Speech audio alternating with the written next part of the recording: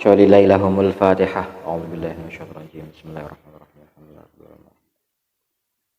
Ya kana hamdu ya kana nasta'in.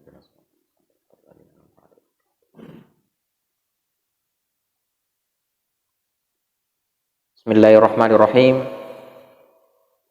Qala al-mu'allif rahimallahu ta'ala wa nafa'ana bihi wa bi ulumihi wa bi asrarihi fid dharain amin ya rabbal alamin. Pasal 67 qaluhu khaf min wujudi ihsanihi ilaika wa dawami isa'atika ma'ahu ayyakuna dzalika istidrajan laka sanastadrijuhum min haitsu la ya'lamun.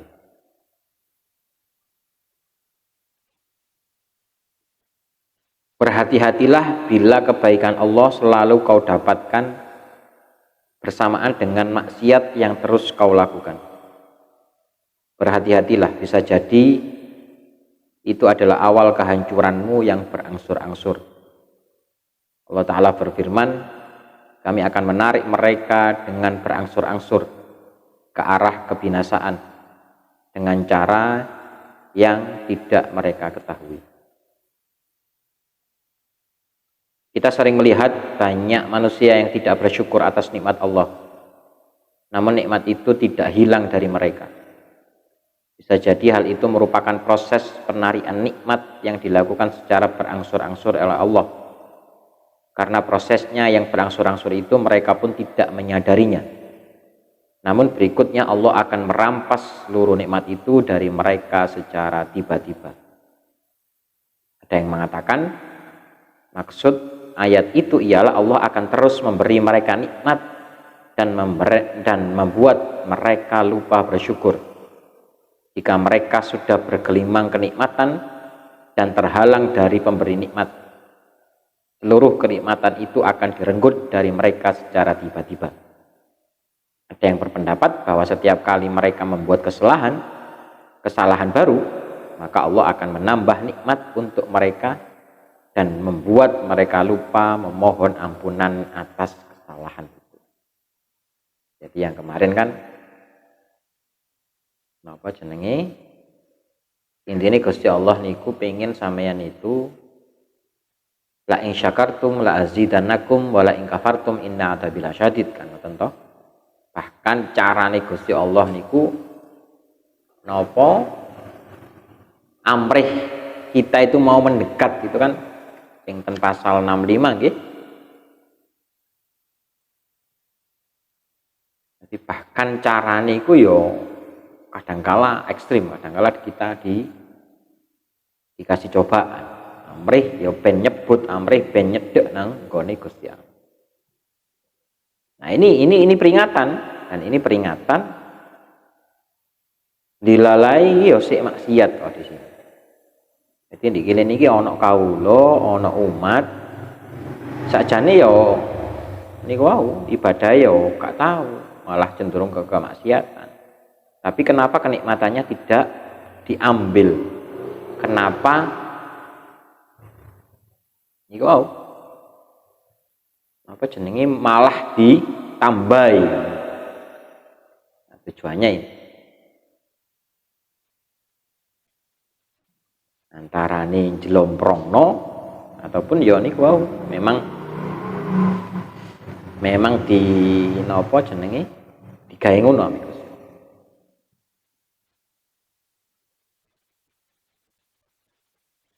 Yang kalau hari ini kita napa kita introspeksi, kalau hari ini kita melihat nggih banyak yang nggak sadar niki. Yang terakhir itu tuh ada yang berpendapat bahwa setiap kali mereka membuat kesalahan baru maka Allah akan menambah nikmat untuk mereka dan membuat mereka lupa. Jadi kan jadi gak tahu sholat kemana healing Gusti Allah tapi kok panggah ya gak tahu loro secara materi, secara duniawi ya ditambahi ya intinya ben tambah lali ambek Gusti Allah. Ini yang paling rawan, yang paling perlu diwaspadai ini. Karena nggih yang kemarin-kemarin itu bahwa tidak ada yang kekal selain Gusti Allah. Jadi sendenane awake dhewe niki gak ono sing abadi selain Gusti Allah. Qaluhu min jahlil muridi ayyusi'a al-adaba fatu'akhkhara al-uqubata an fayaqulu law kana hadha su'a adabin laqata'a al-imdad wa ujaba al-ibad faqad yuqta'u al-madadu anhu min haitsu la yashkur walau lam yakun illa man al-mazid waqad yaqamu maqamal bu'di wa huwa la yadri walau lam yakun illa ayyukhayyaka wa ma turid. Di antara tanda kebodohan seorang murid adalah jika bersikap tidak sopan, su'ul adab, su'a adabin niwa. Tetapi hukuman untuknya ditangguhkan.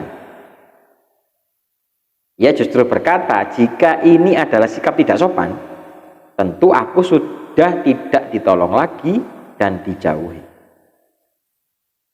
Bisa jadi ia memang sudah tidak ditolong lagi, namun ia tidak menyadarinya karena mungkin bentuknya hanya berupa tidak ditambahnya pertolongan. Bisa jadi pula sebenarnya ia telah dijauhi, namun ia tidak menyadarinya karena mungkin bentuknya hanya berupa pembiaran dirinya dengan keinginannya. Jadi niku lek wis dikai apa niku bahasane istidraj nggih, yang pasal 67 niku dilulu bahasane ambek Gusti Allah. Akhirnya niku kok gak dihukum, kok gak dikai cobaan. Mestine lek aku iki keliru kan ya dihukum, mestine lek aku iki salah kan ya dicoba, dikai ganjaran. Dengan saya tidak dikasih hukuman ini berarti kan saya benar rasanya kan. Nah, ini ada dua perspektif tadi. Bisa jadi niku tidak ditambah pertolongannya atau dijarno, dilulu ambek keinginan.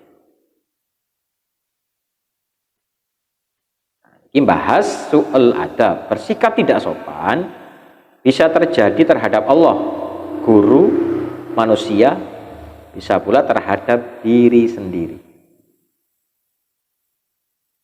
Di antara contoh bersikap tidak sopan kepada Allah adalah melanggar perintahnya, menaati aturan selain aturannya, mengeluhkan hukum-hukum Allah yang dianggap memberatkan, dan mengadukan penderitaannya kepada makhluk. Iku sing kepada Allah. Jadi su'ul adab atau tidak sopan kepada Khalik, kepada Allah. Terus di antara contoh bersikap tidak sopan terhadap guru adalah membangkang dan tidak mau menerima nasihat dan saran mereka, saran guru. Sebagian orang berkata membangkang kepada guru tidak ada taubatnya. Bahkan ada yang mengatakan siapa yang berkata mengapa kepada gurunya, maka ia tidak akan pernah beruntung. Al-Qushairi berkata, siapa yang menemani seorang guru namun kemudian membangkang dalam hatinya, berarti ia telah melanggar akad pertemanan itu dan harus segera bertaubat. Jika seorang salik mendapati dirinya belum juga sampai ke tujuannya, hendaknya ia sadar bahwa hal itu mungkin disebabkan oleh pembangkangannya secara diam-diam terhadap guru-gurunya. Karena guru itu ibarat duta, ibarat utusan, ibarat perantara bagi murid di hadapan Tuhan. Niku yang kepada guru, su'ul adab terhadap guru. Nah, ini contoh bersikap tidak sopan. Ini yang ketiga, contoh bersikap tidak sopan kepada manusia, kepada sesama makhluk adalah yang pernah terjadi pada Junaid saat ia melihat seorang miskin yang meminta-minta kepadanya. Ketika itu ia membatin, sekiranya ia bekerja untuk memenuhi kebutuhan dirinya, tentu akan lebih baik. Akibatnya wiridnya pada malam itu terasa berat baginya. Ia bermimpi melihat sekelompok orang yang mendatanginya membawa orang miskin itu di atas meja hidangan. Mereka berseru kepadanya atau berseru kepada Imam Junaid, makanlah dagingnya karena kau telah menggibahinya. Pangan, kamu wis ngerasani. Jadi niki kalau di syariat itu kan ada nopo, anak tembung mangan daging itu kan ketika fitnah. Ketika sudah muncul fitnah itu dianggap memakan dagingnya saudara sendiri. Tapi lek niki di tasawuf ini ghibah atau ngerasani atau batin tok niku pun padha ambek mangan dagingnya dulu. Akhirnya Junaid mencari orang miskin itu. Saat menemukannya, ia pun lantas mengucapkan salam kepadanya. Kemudian orang miskin itu berkata, pulanglah kembali, wahai Abu Qasim. Itu contoh su'ul adab kepada sesama manusia.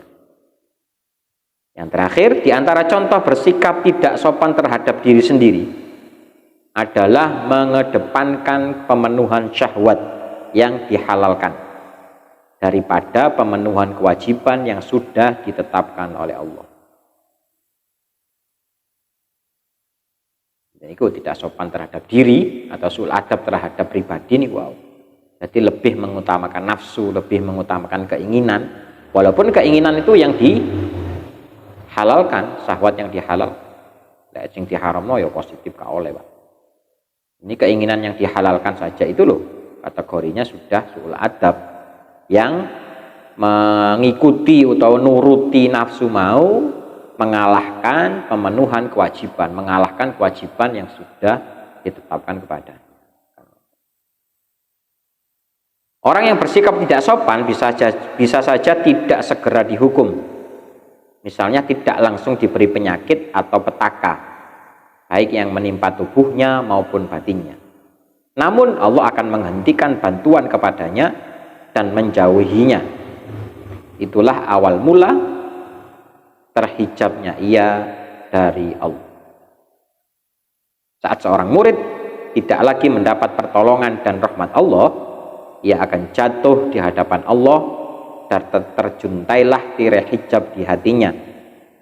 Kerinduannya kepada Allah akan berganti menjadi keterasingan. Demikian pula saat seorang murid dijauhinya, akan terurailah hijab yang menutupi dan menghalangi hatinya untuk masuk ke hadirat Allah. Jadi kau makane Roma lek dilulu niku kan akhirnya niku apa? Su'ul adab ataupun empat pembagian su'ul adab, 4 kebagian gak sopan mau kan kita iso gambar lah, iso bayang lah.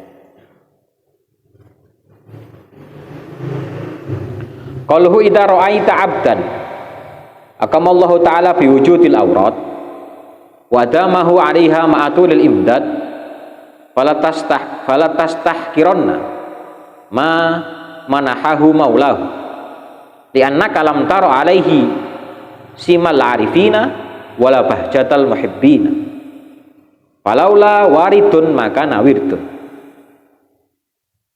Jangan kau pandang sebelah mata seorang hamba yang telah ditetapkan, dilanggengkan dan ditolong Allah dalam melaksanakan berbagai wirid. Hanya kau tidak melihat dalam dirinya tanda orang-orang arif atau kegenitan kaum pecinta Tuhan. Sebab kalau tidak ada limpahan karunia Allah, tentu wirid dari orang itu tidak akan pernah ada. Ditolong ialah dipalingkan dari kesibukan-kesibukan yang membuat hamba tersebut lupa melakukan wirid. Adapun makna dilanggengkan di sini adalah dibuat terus melaksanakan wirid itu sepanjang zaman. Ini adalah sifat para zahid dan abid. Tanda orang-orang arif ialah karakter orang-orang arif yang meninggalkan ikhtiar dan tidak memedulikan nasib dan keinginan diri mereka, serta selalu hadir di hadapan Allah. Adapun maksud kegenitan para pecinta Tuhan ialah bukti-bukti dan pengaruh cinta yang tampak pada diri orang-orang yang mencintai Allah atau muhibbin. Jika sudah tertanam dalam hati, pengaruh cinta kepada Allah akan tampak pada seluruh anggota tubuh.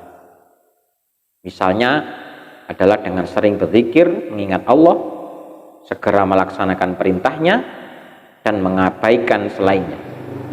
Ia selalu berusaha melayaninya, menikmati munajat kepadanya, dan lebih mengutamakannya daripada selainnya. Ibnu Athaillah melarang untuk meremehkan orang semacam itu, yakni yang istiqomah melakukan wirid namun tidak terlihat pada dirinya tanda-tanda kaum arif dan pecinta Tuhan. Alasannya, kalau tidak ada limpahan karunia Allah, tentu orang itu tidak akan melakukan wirid dan istiqomah dalam berwirid. Wirid bermakna segala amal ibadah yang dihasilkan dari upaya mujahadah seorang hamba, baik itu berupa sholat, puasa, zikir maupun ibadah lainnya. Dan dengan demikian, jika kau meremehkan orang seperti itu artinya kau sudah berlaku tidak sopan kepadanya. Kesimpulannya, hamba-hamba Allah yang khusus terbagi menjadi dua golongan. Yang pertama muqarrabin dan yang kedua adalah al-abror. Muqarrabin adalah orang-orang yang tidak memedulikan nasib dan keinginan diri mereka, serta lebih mengedepankan pelaksanaan hak-hak Allah sebagai bentuk penghambaan kepada Allah dalam rangka mencari ridhonya. Mereka adalah kaum arif sekaligus muhibbin. Sementara itu abror ialah orang-orang yang dalam ibadah mereka masih memedulikan nasib dan keinginan diri. Mereka melaksanakan ibadah kepada Allah karena ingin mendapat surga dan selamat dari neraka. Sekalipun demikian, Allah tetap memberikan pertolongannya kepada kedua golongan ini sesuai makom mereka masing-masing. Jadi ini wow, jadi ojo peh ono wong kak pati sakti kok dipandang sebelah mata kan ngoten to. Nek kene kata-katane. Jadi ono wong sregep, ono wong lek cara bahasa Malangnya kan wong alim itu kan wong sregep to. Bukan alime kitab nggih, bahasane Malangnya kan wong alim itu kan wong sregep, wong apa jenenge niku? Wong sing khusyuk lah. Tapi ya gak pati sakti ngono. Jadi ini bahasane wong abror, bahasane itu abror. Tapi dia istiqomah, dia apa? Ya sik nyambut gawe kan ngoten. Itu memang makomnya beda. Tapi itu termasuk terbagi dua golongan iki, termasuk masuk nopo hamba-hamba Allah sing khawas, sing khusus. Jangan sok atau jangan memandang sebelah mata niku wau orang-orang tersebut. Karena ya iso istiqomah iku lek tanpa fadl, tanpa rahmati Gusti Allah kan gak iso, Pak.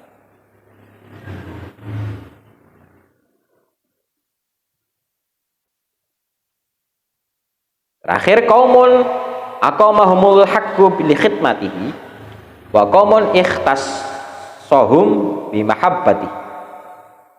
Kullan numiddu haula'i wa haula'i min ata'i rabbik wa ma kana ata'u rabbika mahdura.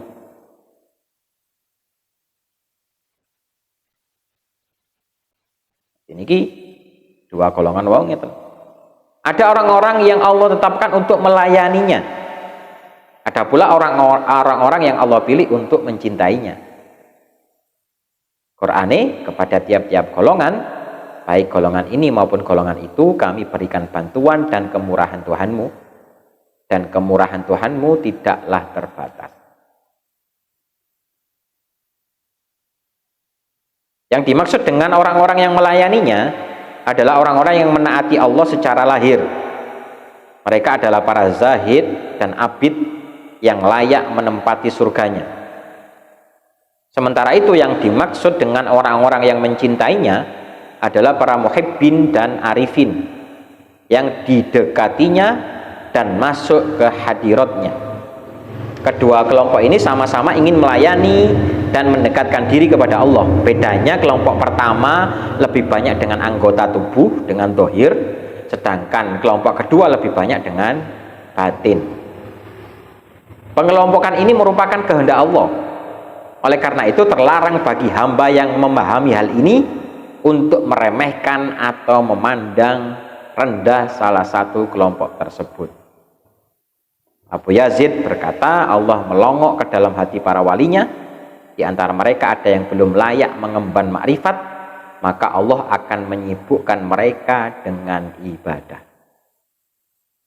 Ilahuna wallahu ta'ala bissawab. Di bahasane abid niku kan akhirnya lek teng napa makalah nika sinten? Makalah sinten? Jadi kalau tidak ada orang-orang alim, ini yang betul-betul alim ngaji, alim fakih, alim sing pinter kan. Jadi lek ganok bahasane kene kiai lah. Tanpa ono kiai kan gak mungkin ono wali bahasane kan.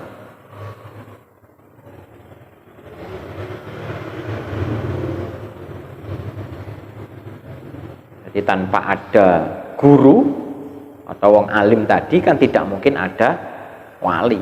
Ya wali ku ya muridé guru nih. Nah, ini kan ada dua klasifikasi nih gua. Jadi ono sing kak cukup lah, cukup khusyuk, cukup istiqomah saja, tapi tidak diberi keistimewaan tertentu.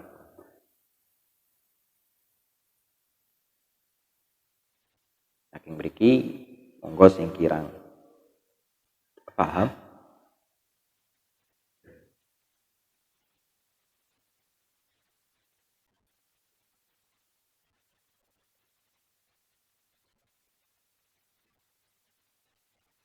Monggo ya terus.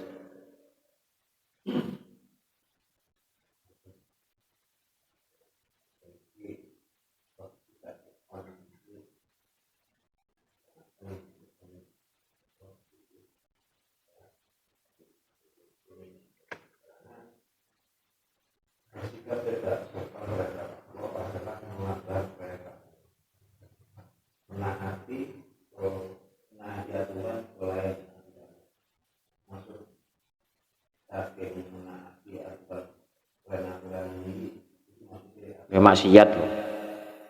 Maknanya maksiat.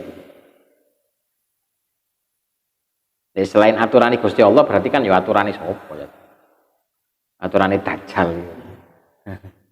Lek bahasane apa kan apa? Surgane tasamuka.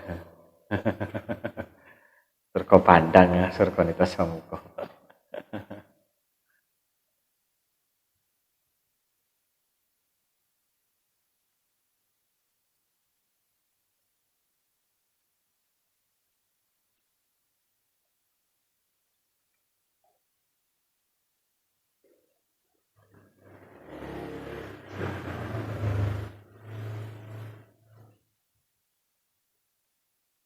Konyol wis.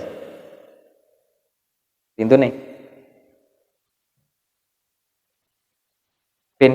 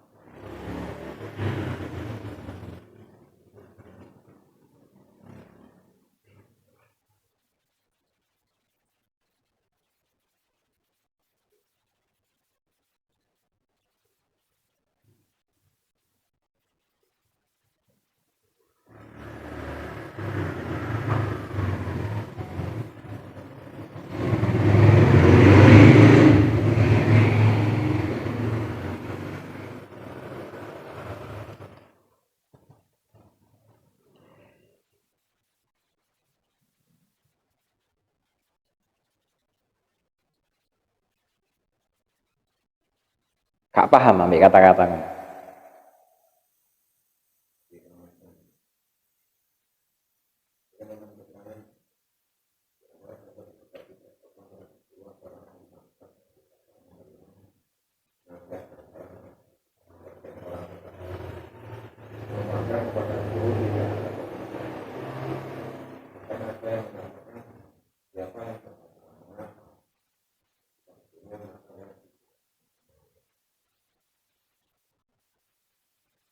Kan pernah tak share toh adab murid terhadap guru mursyid gitu. Ojo kok donyomu nyawamu ae guru kan. Ya tidak harus seperti itu juga, tapi kan itu kinayah nih Pak, itu bahasa kinayah, itu bahasa apa majas, cara di bahasa Indonesia itu bahasa perumpamaan. Tapi kan bisa digambarkan kan yo karena kita tahu sesuatu itu kan karena guru Pak. Kita paham sesuatu itu karena guru.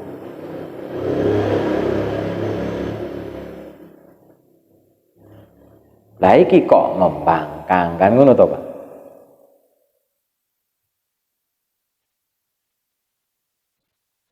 Dan bahkan banyak yo Kak saiki to mulai zaman dalbian akeh.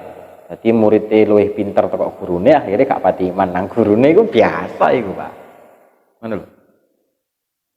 Kalau sekedar itu tadi, kalau tidak ada unsur bahasanya su'ul adab sih nggak masalah. Ini yang dibahas di sini kan su'ul adab. Yang su'ul adab ini, jadi ini hada naun minal istidraj alladzi taqaddama dzikruhu wa su'adabil murid mujibun liqubati. Jadi su'ul adab ini merupakan bagian dari istidraj, dari dilulu mau. Jadi mau su'ul adab ono papat ilmu toh, nang Gusti Allah, nang guru, nang sesama manusia, nang diri sendiri. Iki akhirnya kita bisa iso ngrayai piye tingkah utawa piye awake dhewe iki nang iku nang Gusti Allah, piye nang guru, piye nang padha menungsone, piye nang awake dhewe utawa nang diri pribadi itu bagaimana. Yang napa niki su'ul adab dan keterangan ini.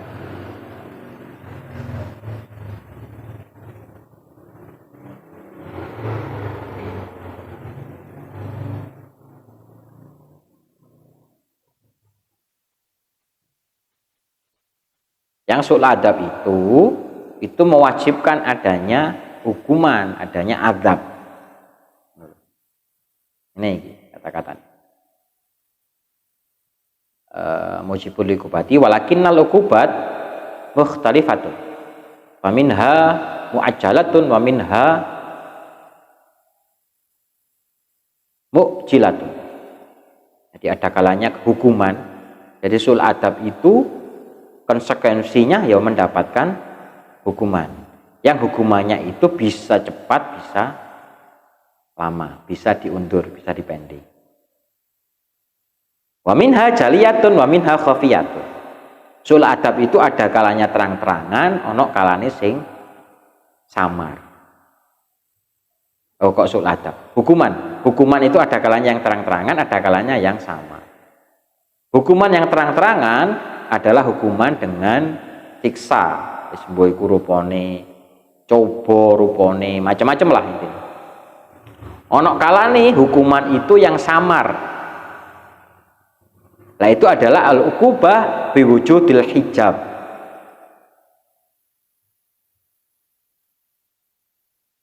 No. Hukuman dengan apa Pak Pur? Biwujudil hijab, ya ada hijab ngono. Sing maune iki dzikir wiritan iso anteng, iso tumakninah, malih gak iso tumakninah. Fal uqubatu bil adab li ahlil khotoya wad dunub.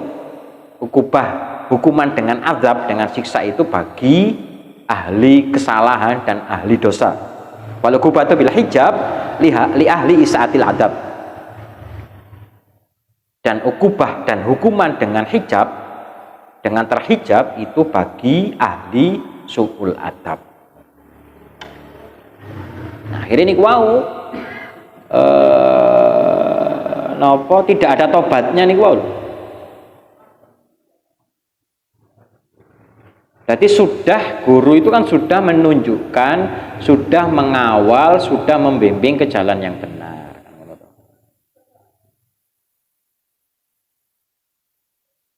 Ono kalane niku wau, gak cocok aku. Gak podo ambek angen-angenku kan. Ono kalane niku wau sing luwih pinter. Akhirnya minter ini wau.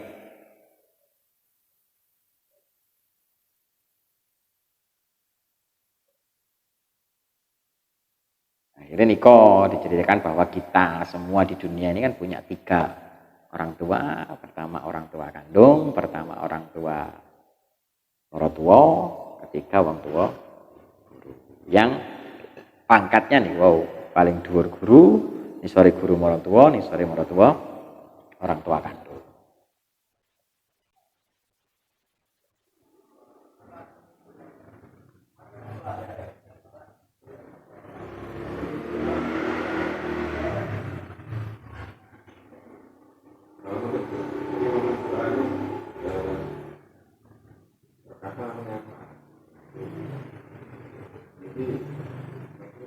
Berarti kan mamang ambek guru nih. Yo.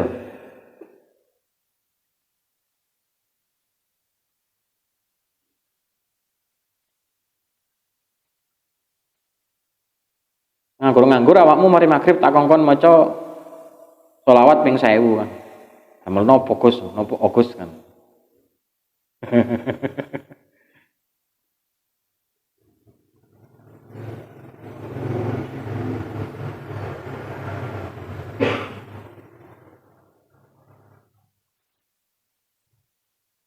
Akhirnya sing ditakokno Farid winginane, mamang itu kan bagian dari menghinakan, tujuannya menghinakan. Kon, pintu nih, nyil, yang dinyil, tit.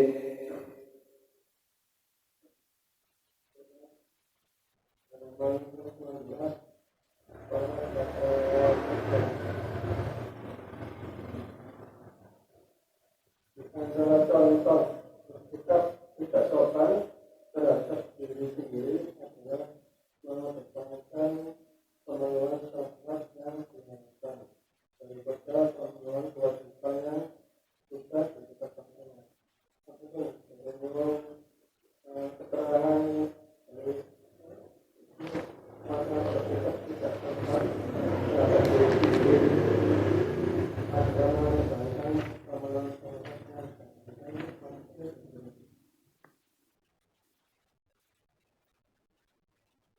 Contoh kecil subuh itu kan kita mesti ngelilir toh Pak. Pemane kipas Malang pas dingin-dinginnya ini gitu. Kan waktunya sholat subuh. Terus ono apa itu syahwat utawa keinginan untuk lanjut tidur masih mari ngoyo sakjane. Sakjane wis teko jeding sakjane.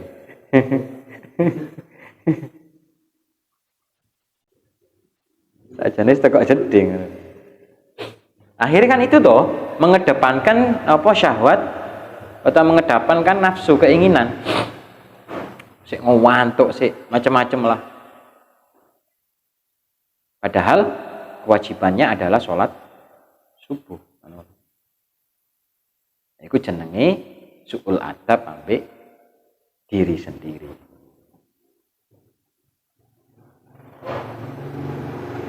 Contohnya ngono.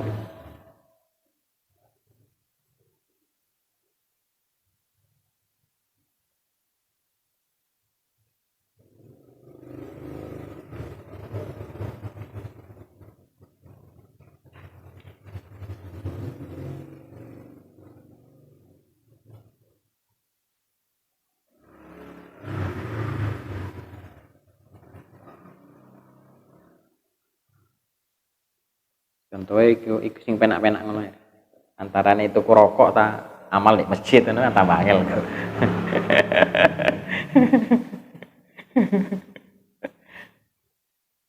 Paling rokok ya ono sing wajib. Gak mager.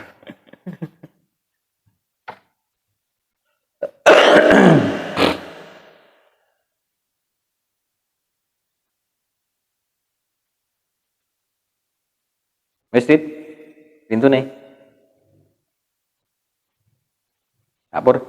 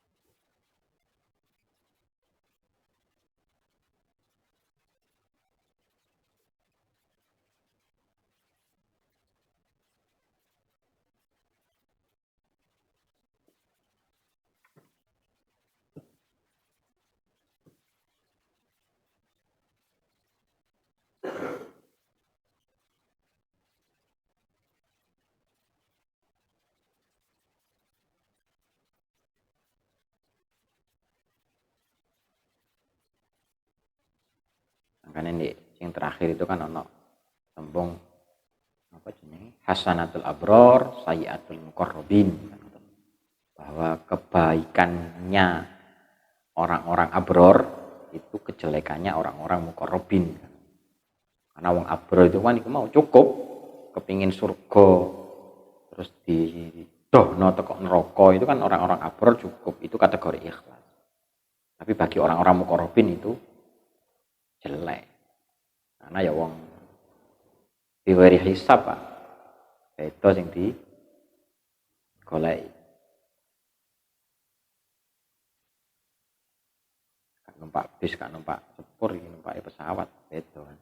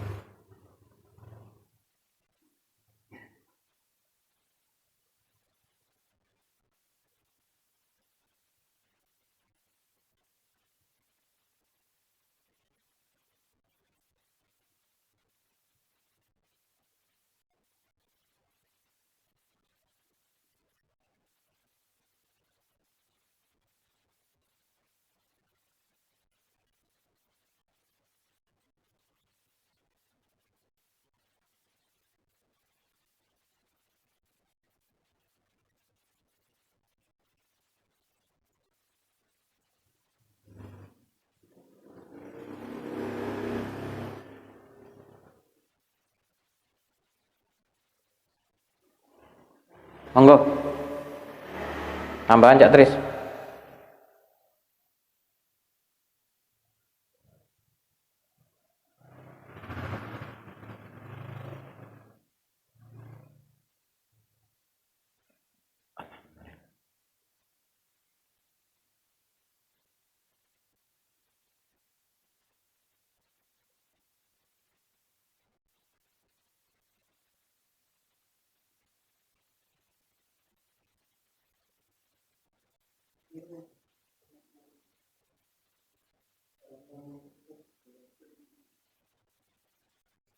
Kelompok ini sama-sama ingin melayani dan mendekatkan diri kepada Allah.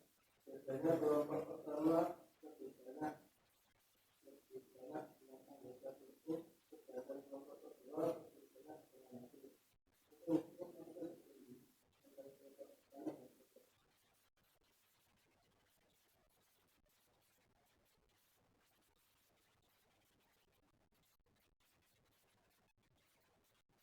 Kelompok pertama iku sapa? Zahid ambi abid. Kelompok kedua iku orang-orang arif. utawa lek sing wis gawe gampangane ngene Rit. Dadi lek kelompok pertama iku wis golongane wong mukmin sing sregep lah bahasane. Lek kelompok kedua itu golongane wong jadab wis ngono ae.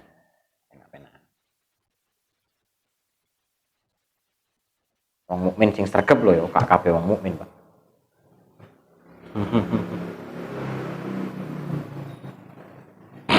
Karena nanti efeknya kan masalah apa karomah tadi toh, bahwa karomah itu kepada para aulia kan ngono toh.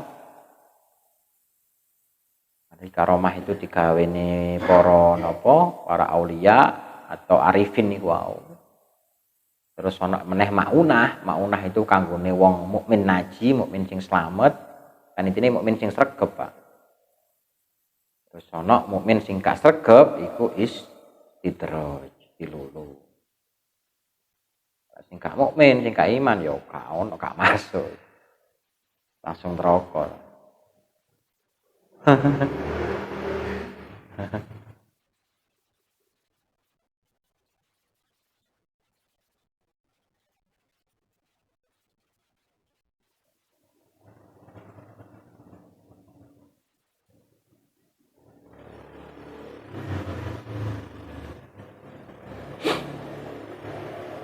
Ngono Rit. Karena ya oleh makanya kata-katanya mukmin ngono lho. Lek awake dhewe kan karena Islamnya awake dhewe iki warisan kan kita Islam dulu baru mukmin. Tapi kan sing mualaf itu kan ya mukmin dulu baru muslim.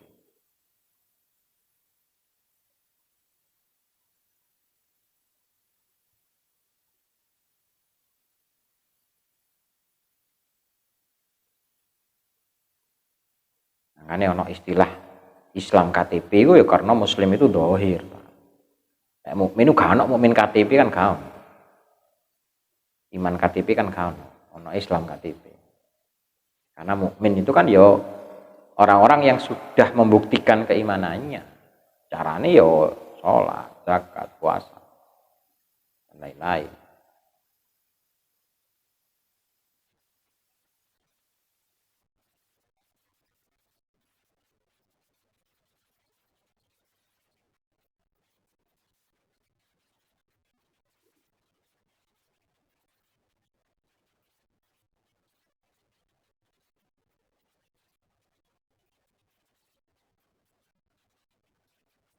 Kata-kata ini bahwa karomah ke aulia, maunah ke mukmin naji, terus istidraj ke mukmin asi, mukmin sing maksiat.